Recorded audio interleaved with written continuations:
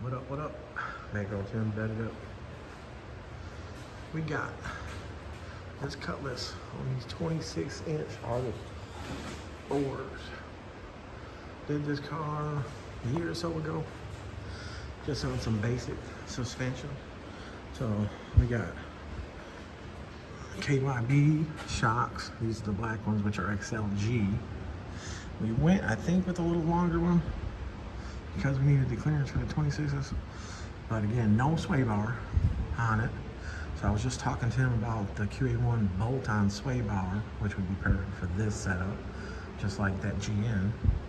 We do have the double adjustables, upper and lower control arms. So like I said, this is the other KYB. This is under the silver one, and this is the XLG. But they're still a good shock. They got good control. What's that I got in there? A 1-inch plastic or some type of poly tab, something. Cup for height. He does have, it says good now. I got a picture of it, I'll post. But it clear, the gap is, you know, only got a little gap. It's got 8/12s in it. Front is, you know, stock suspension.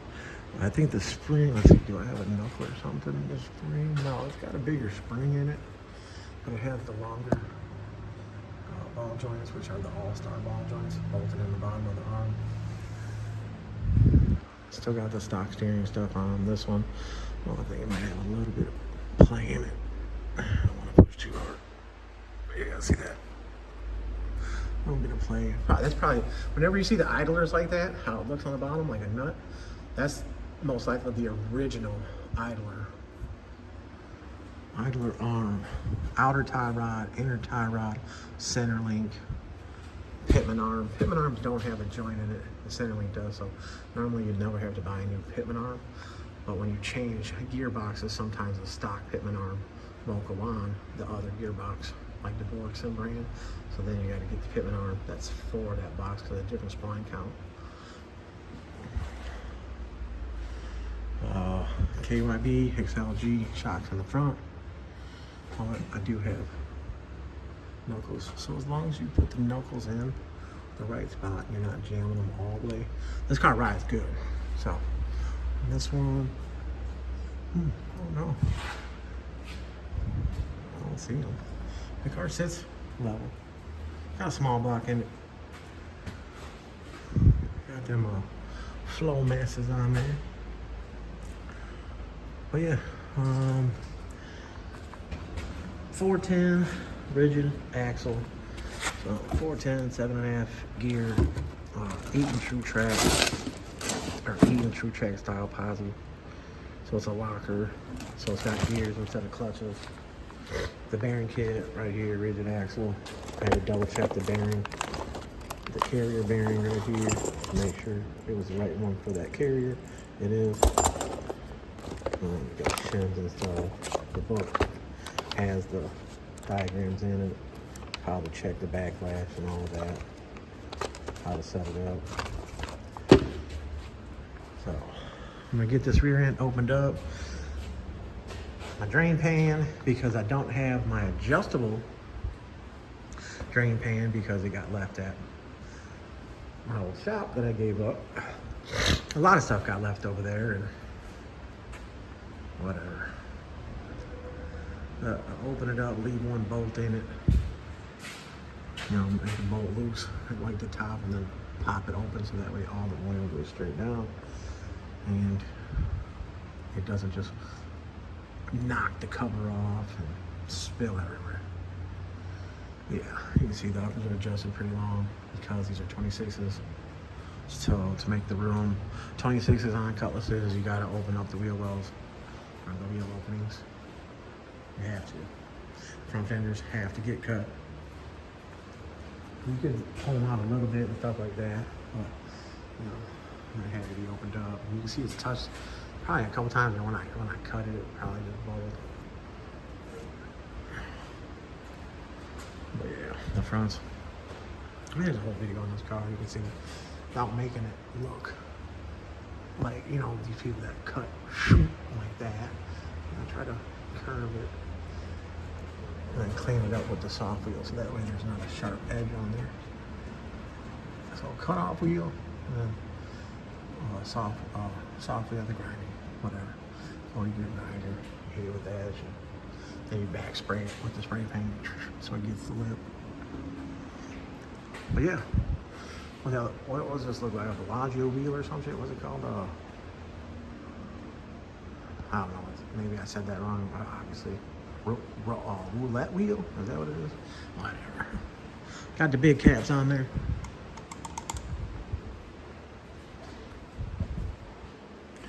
But yeah. All right, y'all. Let me open this up. We'll see what's the gear in it. The Gbodies, man, they were all the way down to like a 224, 226, 256, 273, you know, 290 something, I think, maybe 308, you know, 323, something. But we'll see what's in there. You know, so right now the car is only a 3-speed turbo 350 trans, so it's got hella overdrive. And when it takes off, you know, it's slow as shit. So highway gear all day. So then with the 26s, you know, the stock gear that's in there knocks it down way lower than what it is. So now the 410 in there, final rollout would probably be like a 342, you know, on the 3-speed trans. So he still would be able to cruise 60 miles an hour, probably at only like 22, let's say like 2200 RPMs. But you guys can check all that stuff out to find out, you know, set your phone to GPS, and while you're driving, watch your speedo, watch your RPMs, so that way you see the exact, you can see if your speedo is off by however many miles an hour. So so if it says, GPS says you're doing 45 miles an hour and your dash says you're doing, you know, 50 miles an hour, but you're really doing 46, then the faster you go, the more that would become off. And the slower you go, stuff like that. But anyways, yeah, put GPS on your phone, look at your RPMs. When you're cruising 60 miles an hour, then you'll see exactly how many RPMs at your true speed, and you can figure out your final gear, meaning, you know, there's a 410 in it, and then 26-inch wheels are 32 inches tall, basically. And you'll be able to see what your final gear rolls out to. So, some people, most people do too much gear, just too much gear. If you got a motor that doesn't make that much power, yeah, you want to run a little more gear. But if you got a motor that makes power and torque, you don't need a lot of gear. But you just want to, if your cam calls for, you know, 342 gear, 373 gear, you want your final to be that, then you would find out, you know what gear is in there, then with your wheels on there, then you'll find out what your final gear is and how it rolls out. All right, let me get this panel, bet it up. We back. So, open it up, took it out of gear, and you can see right there, you got 41 by 17. So 17 into 41 gives you a 241, 242 gear. Well, like I said, man, this thing is clean. The lube came out clean, all that. So that pinion, when I take the pinion out, I will take the shim, got the bearing puller and the press and all that. I'll be taking that bearing off that pinion and seeing what that shim is, and I'll be using that shim to put the new setup together. And this pinion bearing, this race, oh, this is the pinion bearing. So this race setup, obviously got to put this race in. So, but this thing is so, I mean, this thing is beautiful inside. Besides, you know, this surface rust or whatever, maybe it's sitting, got some hair, but that's clean. And the fluid came out clean. Like, let's see. Yeah, it's clean. very clean. But yeah, just 7.5, 26 fine axles. Obviously, rear end's not narrow or anything. Oh, you know what? I take that back about. I know why this rear end's clean, because I did have the axles out of this rear end, because I put the longer studs in there because we had to run the 3/4 All-Star spacer because of the offset of these wheels set way too far under. See, I got a lot going on. I don't remember certain things. Now, if you look at the back of this wheel, it's upside down, but it's an ET15, so that's the offset. 15 offset. It's got the date the wheel was made. And this wheel is a 26 by 10, so it's 11 inches overall. And the front is a 10 offset. The front, ET10. It's upside down, and it's got the manufacturer date on it. It's got the name. And then this is a 26 by 9, so 10 overall. How do you guys like that? The wheels don't have a cut in them. The tires, I mean, don't have a cut in them. We got a little bit of, very light little bit of rub on that toe right there. I mean, the lightest bit. And then it doesn't have a sway bar. So this side, you can see, let's sort of focus, come on, focus. Let's see if I get, there we go. See how that shiny area is right up there? That's the only spot that touched. So probably on a hard incline, driveway, pulling in the driveway on an angle, the incline, gas station. Dude that owns the car, he's pretty tall. He probably 230, 180, 200 and something pounds. So obviously with having no sway bar, when you get in the car, you can see it, this side drops down. Got 812s in the trunk, big ass box, all that shit. So for this car to have stock suspension, be on 26s, no big ass cuts in the tires, and the trim there, that's a little close, but it all clears. Yeah. All right, let me get the caps off, drive shaft undone, get the wheels off. I'll be back. I got that up. All right. So, got the gear all taken out. Main caps, stay to the right, stay to the left, up, down, blah, blah. Center section. So, what I've matched up, this box don't have a kit number on it, and this pinion bearing number, so this is the inner one. I have to, this bearing don't fit in the race that's in the housing. This race don't fit in the housing. This race is smaller than the housing. So what I'm gonna do is, I have to pull this bearing off anyways, because I want to see what that shim is behind there. So pretty sure the numbers are going to be on the back of that bearing, and I will be able to find out, cross-reference the bearing and this and that, because they be having different pitches on there. So knowing what that number is, that fits this housing. That race for this bearing is already in this housing. So getting this number, the front bearing that was right here was a Timken bearing.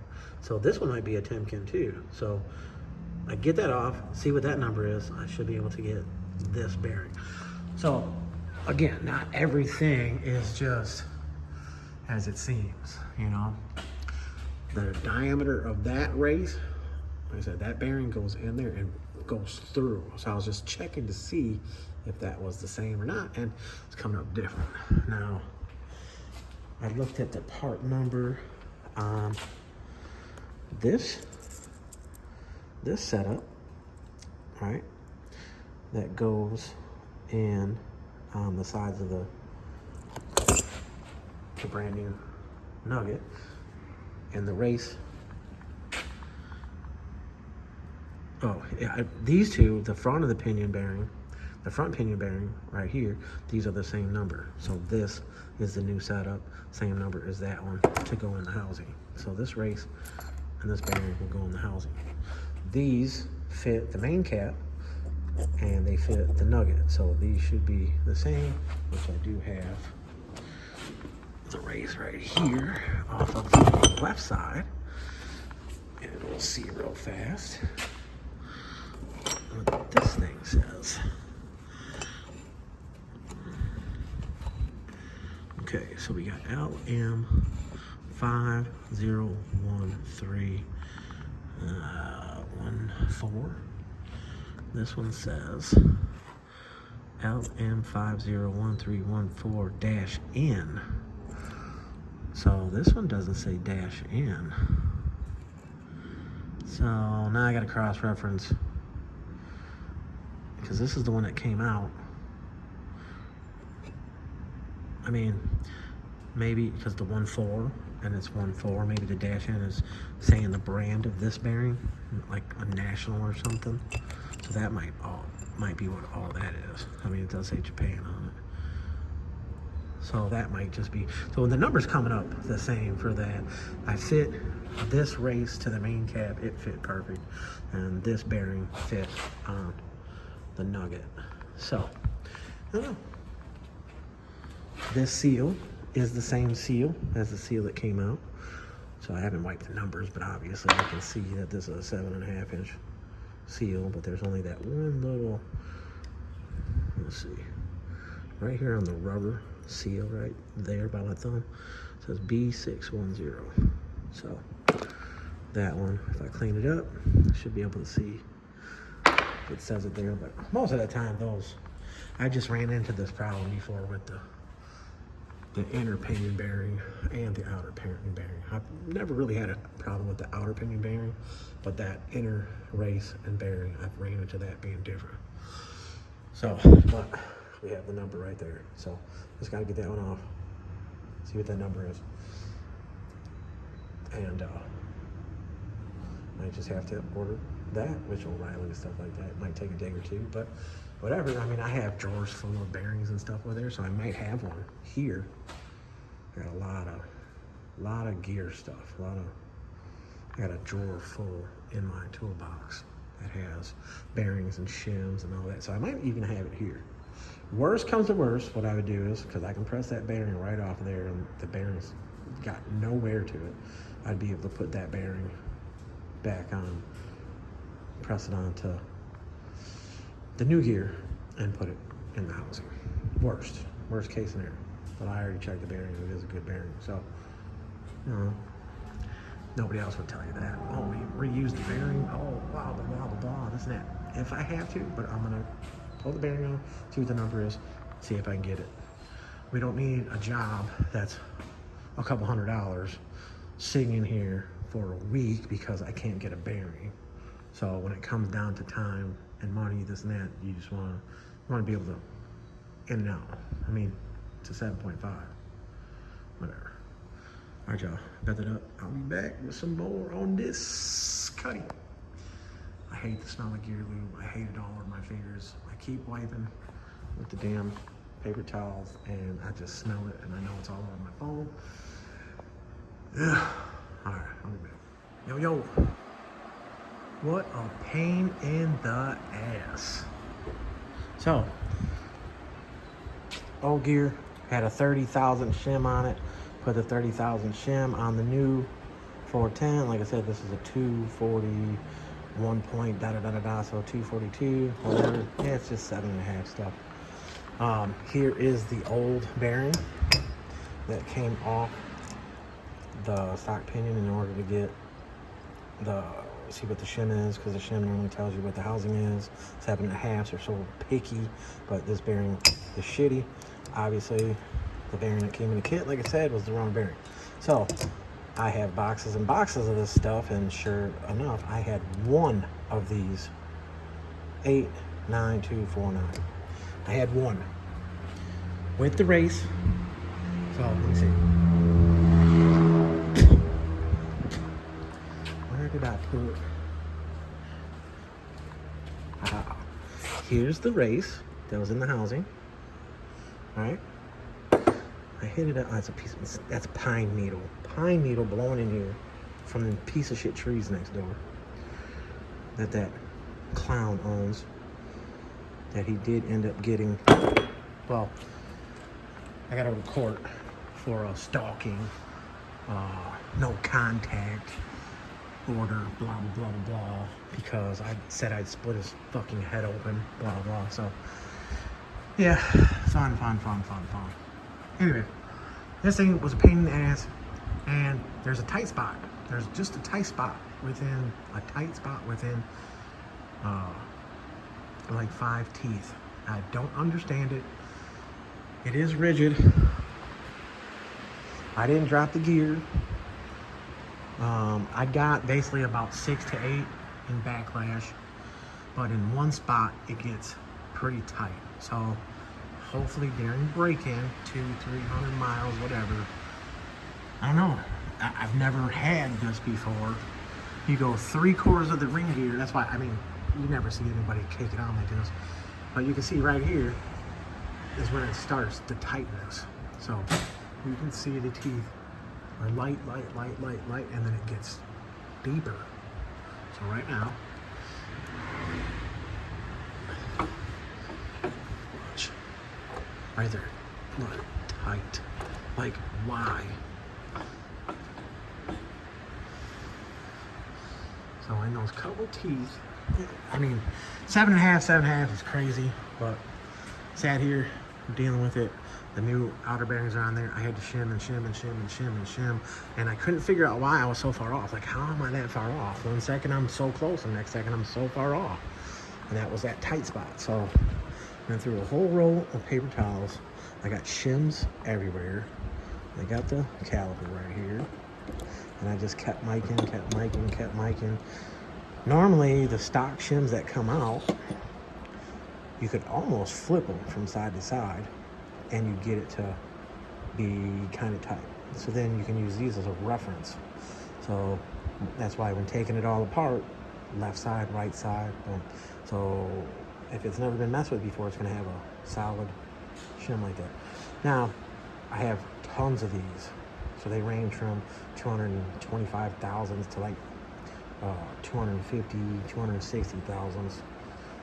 Normally, smaller gears, highway gears, you're gonna have more shimming on this side because the pinion is so big. So then you need more shimming on that side than this side to be able to get it over for that little bitty pinion.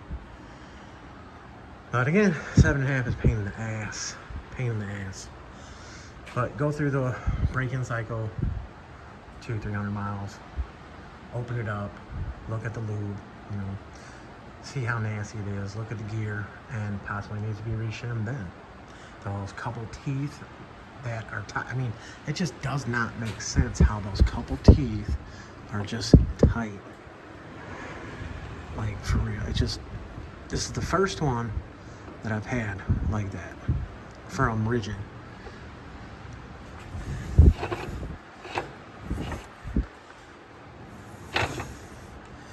It's just pissed me off, but you can see how much it cleans off. It's a nice pattern.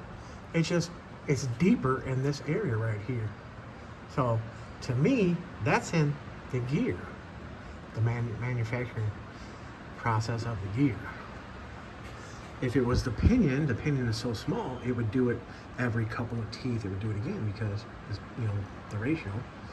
But it's only doing it in these couple teeth, like 4 or 5 teeth. It's like just very tight, good and tight. I'm gonna let it ride. I'll start it out, put it in gear on the left, and let it, you know, I don't know, maybe like a couple minutes, just let it sit there and go. But break in, you gotta break in. But yeah, look at my floor, y'all. Sweat. I opened the whole shop up today too. And it's like, when I came in here, it was 10, 12, 13 degrees cooler in here. When I opened the door, I was like, whoa.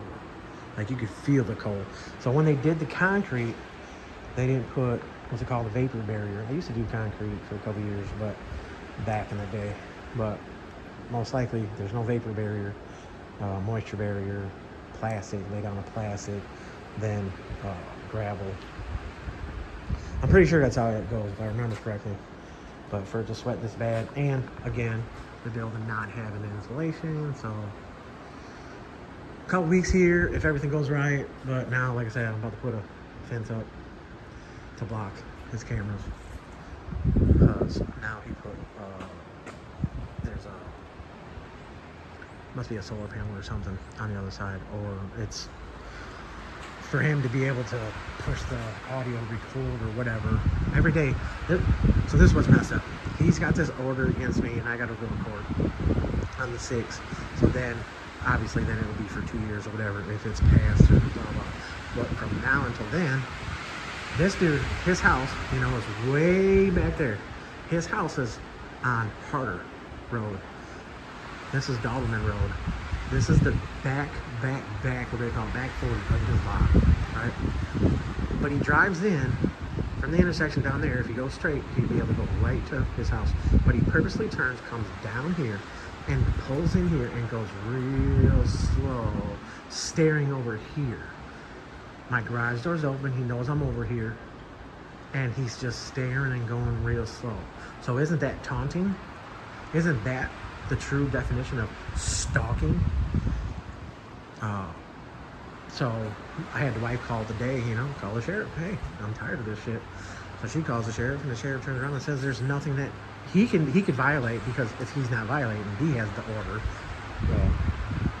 pre-order, whatever the fuck it is, that there's nothing he can do to break it. Well, how is that? How is that possible? You put down on the order that this is my workplace, this is my address, and my time of work. He put down from 12 noon to 10 o'clock at night. So why are you purposely driving in here and staring at me, and you're trying to get a reaction out of me? That's taunting, isn't it? 100%. If you could just put a fence up, like he said he was going to, he wouldn't have this problem. And then I told him to put the fucking fence up, this and that, and then you want to get loud and jazzy. So then I turned around and told him, how the fuck come on in and put his head? Oh well, it's on the paperwork. Anyways, but I didn't cross line. I didn't go over there. Mark moved away from all this stuff to come out here and get away from all this dumb shit. Now I got the biggest psychopath neighbor in the fucking world. He's a big boy too, and I told him let's throw hands, and he didn't want to throw hands. But all right, guys, I'm just gonna keep yapping about that. You know, he probably watches my YouTube channels and all that shit. He put down all kinds of shit. He probably hates that I have the following that I have. Then he put his son, his wife, all these people on there that I don't even know. I've never even met them. I would have never met him if he wouldn't have come over on my property 10 and a half months ago. So he's been stalking and harassing me for 10 and a half months. And then he was the first one to call the fucking sheriff. He's called the sheriff plenty of times, but if you're gonna call him or go fill out the order, however that shit goes, I hate that shit. If you don't want to deal with somebody, don't deal with them. Don't go near them. You know, I'm this bad guy, this and that. I'm tattooed and beard. I got a beard and tattoos. And oh my God, he said this. Okay, well, why the fuck would you go near the motherfucker then? Jesus Christ. All right, y'all. 26s, 410 gear from a 241. Got that in there. Got the axles in. Got the C-clips in. Got the puck in there.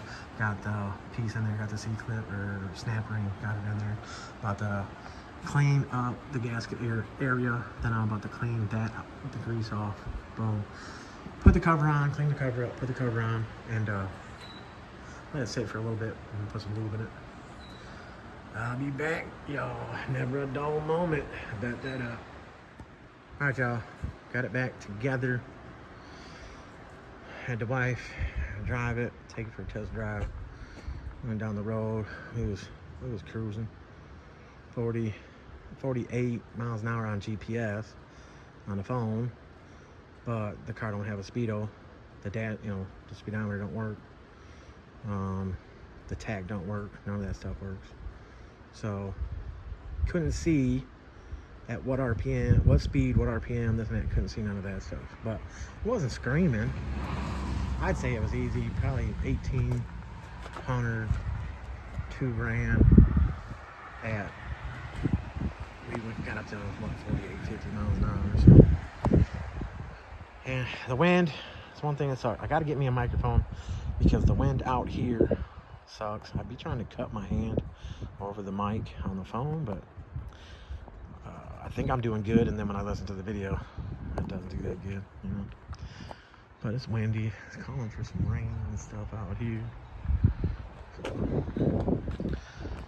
yeah. Let me see this artist.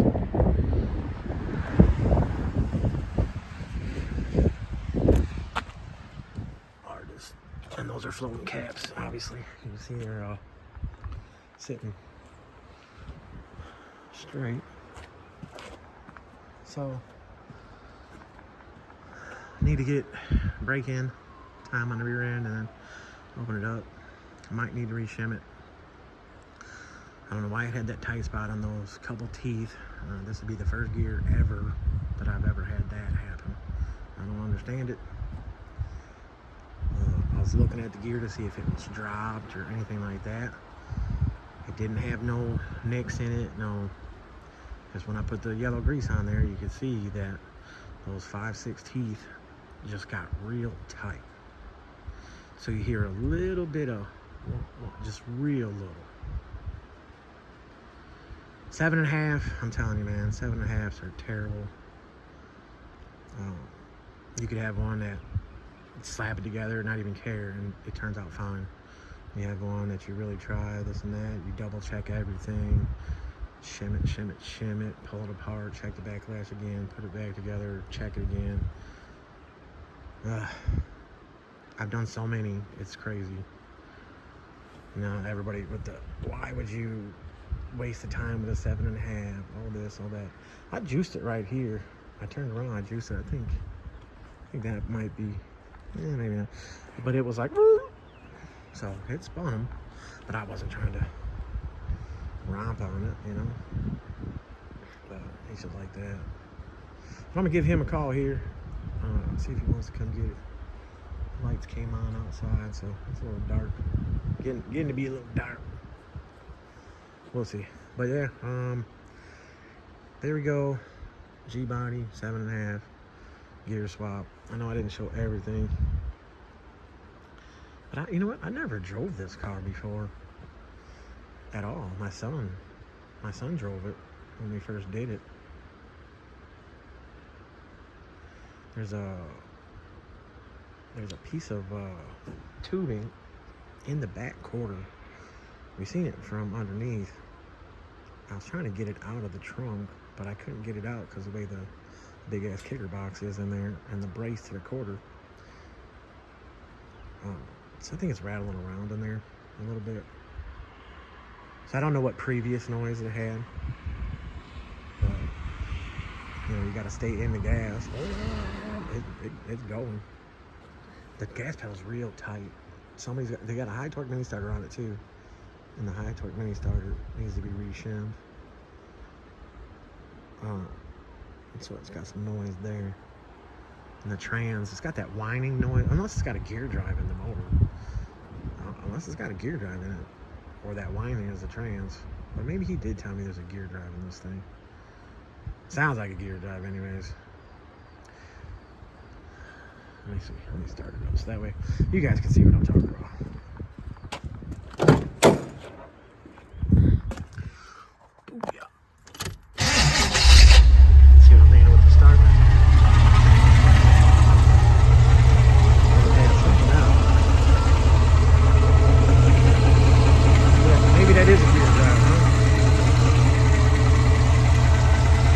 He's going with a different motor anyway.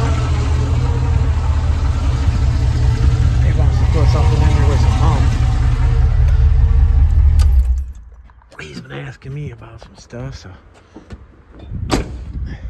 Gbody door shuts. Jar's one, a little tight. But yeah, I think that's his plan next, motor.